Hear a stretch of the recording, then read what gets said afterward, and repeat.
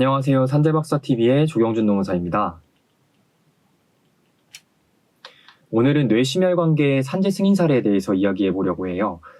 오늘 목차는 첫 번째로 뇌심혈관계 질환이란 무엇인가, 그 다음에 두 번째로 뇌심혈관계 질환이 산재로 인정받기 위해서는 어떠한 요건들을 충족시켜야 되는가, 그리고 세 번째로 승인 사례, 저희 농법인에서 실제로 진행한 승인 사례를 한번 살펴보고, 마지막으로 요 산재 승인과 관련해서 많이들 하는 질문들을 다루면서 영상 마무리하도록 하겠습니다. 그러면 바로 본론으로 들어가 보도록 하겠습니다.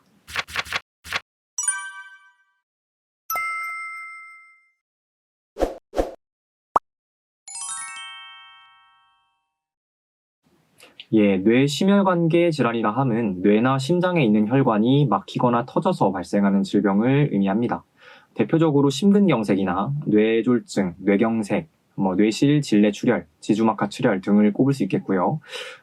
그런 질병들이 아니더라도 갑자기 이제 사람이 쓰러져서 사망에 이르렀다 해가지고 이제 사인을 살펴봤더니 사인 미상이나 돌연사, 청장년 급사증후군, 심폐기능 정지, 요런 형태에 해당하는 경우에는 일반적으로 뚜렷한 외상이 없는 한 심장에 좀 관련이 있을 확률이 높기 때문에 이런 사인에도 약간 뇌심혈관계 질환으로 산재 승인을 조금 다퉈볼 수 있겠습니다.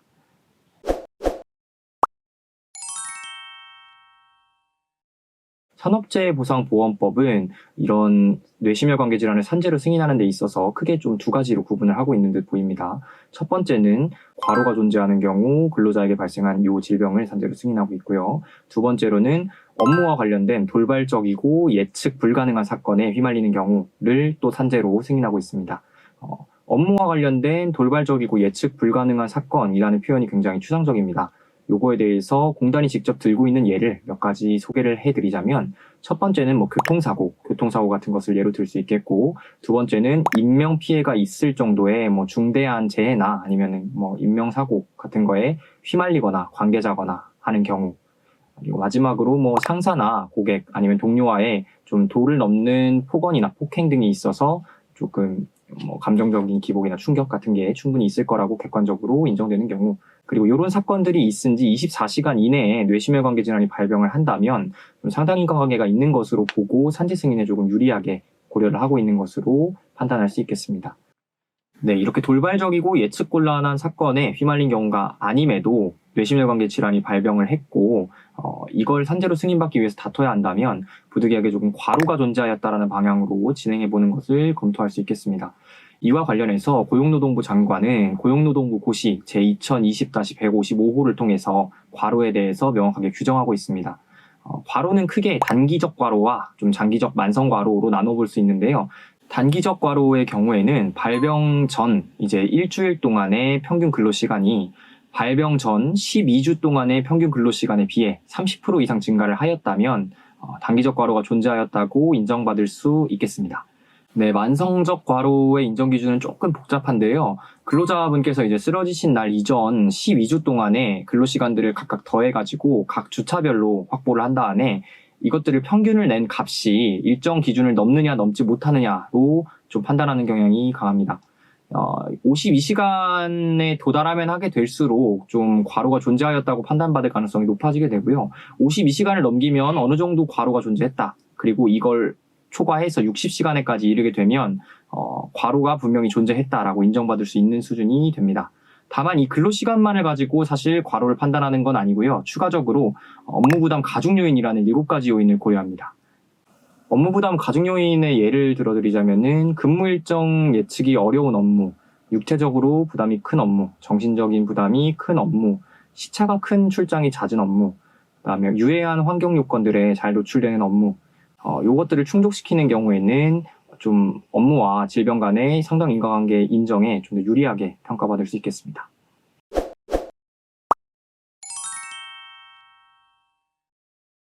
제가 앞서서 뇌심혈관계 질환의 산재 승인 요건에 대해서 간단히 설명을 드렸는데요. 실제로 이렇게 힘들게 일을 하셨다는 것과 이를 객관적인 자료로 증빙하고 입증하는 것은 완전히 다른 문제입니다. 이제 제가 실제로 직접 진행해서 승인시킨 사례를 하나 소개드리려고 하는데요. 제가 대리한 사건은 주유소 세차기를 운영하던 근로자분의 뇌심혈관계 질환이었는데요. 이분께서는 실제로 이제 52시간을 훌쩍 넘겨서 제가 판단할 때는 거의 58시간까지 일을 정도로 강력한 강도로 근무를 했습니다. 그런데 이제 이 사업장에 이제 이런 시간을 입증해 보려고 찾아갔더니 이런 근로계약서도 제대로 쓰여진 게 없는 만큼 뭐 출근부라던가 아니면 지문 인식 등을 통해서 뭐 출근과 퇴근을 기록하는 장치 이런 것들도 전무했습니다. 또 사업주분도 근로자의 산재 승인에 유리한 자료들을 협조하거나 증언을 해주는 것을 조금 기피하는 그런 사업장이어가지고 근로시간을 실제로 입증하는데 굉장히 어려움이 많았습니다.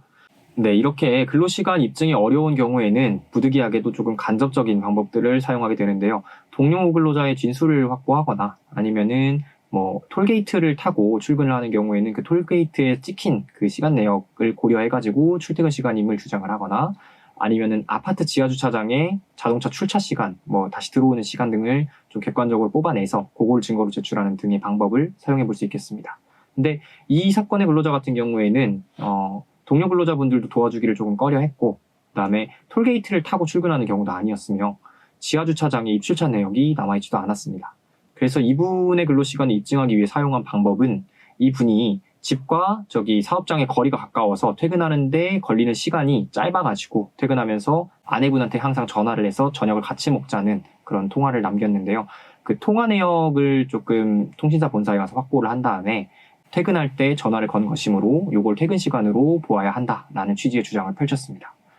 네, 이렇게 저희가 주장한 자료들이 받아들여져서 아내에게 전화를 건 시간이 최종적으로 퇴근 시간으로 승인이 되었습니다.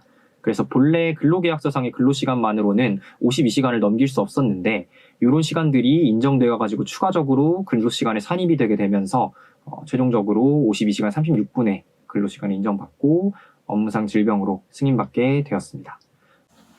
네, 근데 추가적으로 이제 근로시간이 52시간을 조금 넘기는 만큼 업무부당 가중 요인들도 따로 신경 써서 입증을 준비했습니다.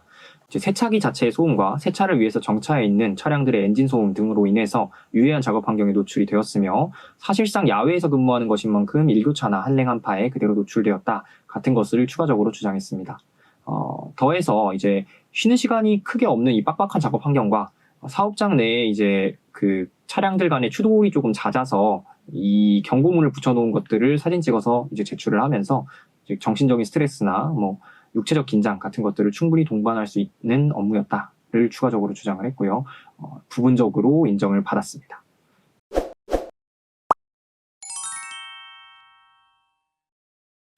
많은 분들이 이제 고혈압이나 아니면은 뭐 뇌나 심장혈관이 본래 조금 안 좋으셨던 일명 기왕증을 좀 가지고 계셨던 분들이 뇌심혈관계 질환이 발병하면 산재 승인이 가능한지를 많이들 여쭤보십니다. 제가 앞서 설명드린 사례에서도 사실 살펴보시면 이분도 원래 뇌혈관에 협착이 조금 있으셨던 분이에요. 고혈압도 어느 정도 존재하셨던 분이에요. 근데 그럼에도 불구하고 업무와의 상당 인과관계가 과로를 통해서 인정된다고 판단이 되면서 승인이 된 사례입니다. 즉 이런 좀 뇌나 심장 쪽이 분디 좀 안 좋다고 하더라도 업무와의 상당 인과관계를 입증할 수 있는 뭐 그런 자료들만 뒷받침되어 준다면 충분히 산재 승인이 가능하니까 주변의 산재보상 전문가에게 편하게 한번 연락 주셔서 상담 받아보시기 바랍니다. 네, 그리고 사업장 밖에서 이제 뇌심혈관계 질환이 발병을 해서 쓰러지신 경우에도 산재 인정이 가능한지를 많이들 물어보십니다. 쓰러진 장소에 관계없이 충분히 산재 승인이 가능하다고 할 수 있겠습니다.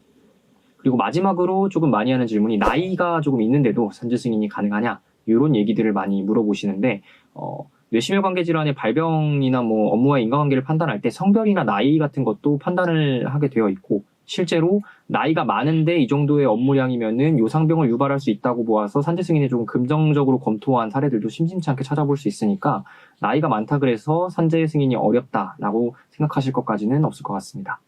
뇌심혈관계 질환을 산재로 승인받게 되는 경우에 지출하신 병원비 중에 비급여 부분을 제외한 나머지 부분을 전부 돌려받을 수 있게 되고요. 그 다음에 일하지 못한 기간 동안 치료로 인해 일하지 못한 기간 동안 휴업급여라는 명목으로 원래 받으시던 돈의 70%를 지급받을 수 있게 됩니다. 그리고 이후에 뭐 기억력 감퇴라던가 아니면은 뭐 인지능력 장애, 뭐 정신장애 아니면은 뭐 편마비 같은 것들이 남게 되는 경우에 그 정도를 등급으로 평가해서 장애급여도 지급될 수 있기 때문에 이것을 산재로 인정받는 게 가정에 상당히 큰 도움이 될 수 있습니다.